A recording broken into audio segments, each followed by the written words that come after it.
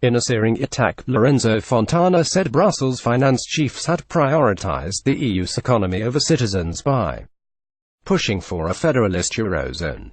He claimed this has given Italy a clear disadvantage, while other EU nations have benefited from the adoption of the euro.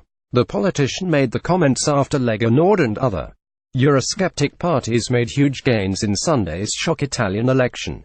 The euro is a currency that was created incorrectly. Lorenzo Fontana, the centre-right bloc of Lega Nord and Forza Italia, sent shockwaves through the EU by winning a combined 37% of the vote share. Mr. Fontana told MSNBC, "Our view is that the euro is a currency that was created incorrectly. It is a hybrid created to give certain countries an advantage, and others, such as Italy, a disadvantage." SG Deputy Lega Nord leader Lorenzo Fontana attacked the single currency on March 5, 2018. Candidate of Five Stars movement Alfonso Bonafede, mainly it is a currency that, unlike the United States, where you have a central bank with a single public debt, it is a currency that has various public debts, meaning it becomes an issue whenever the EU says that public debt levels are too high. We have a spread that is currently too high, mainly due to certain populations that don't want to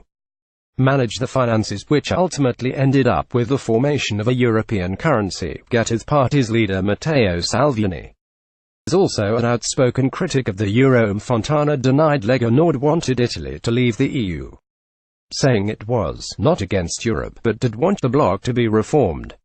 He said, "Our position remains that the European Union has enforced economic boundaries for our citizens and people. Europe can be strong if it remembers that there are a vast amount of populations with different identities, traditions, cultures. There isn't an issue with creating a deal between the various people, but pushing forward the economy ahead of the people is incorrect. We have seen in the past this hasn't worked. We want to change Europe's perspective. We aren't against Europe."